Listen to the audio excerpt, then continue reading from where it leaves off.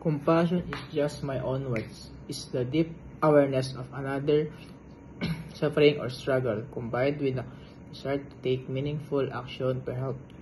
It's more than just identify what we feel. Someone compassion moves us to something about it.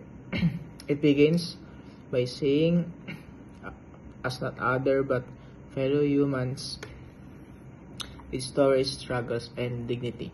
It's choosing kindness in our interactions, being sensitive, mental, social changes, or even quiet suffering that often goes unnoticed. When created inclusive, supportive communities, that is compassion in action. But compassion also extends to the environment. Why? Because the suffering caused by environmental neglect doesn't just hurt nature, it hurts people.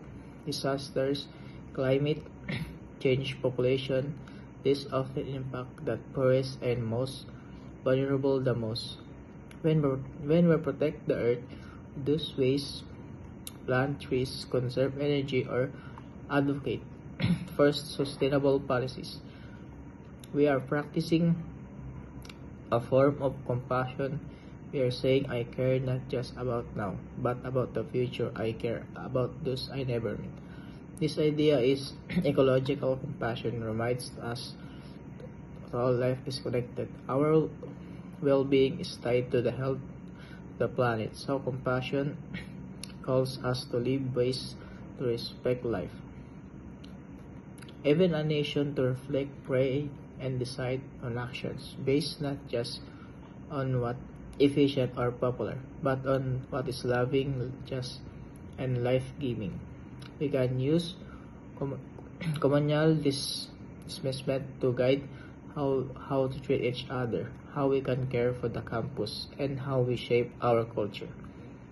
Are we listening to students who feel unheard? Are we supporting faculty and staff in meaningful ways? Are we acting with integrity in our policies? On our global scale, communal discernment is how movements are born. It's how social justice happens. People gather, reflect, and decide. This is what love looks like in public.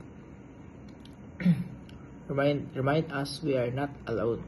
Compassion doesn't rest only in persons' shoulders, it shapes responsibility.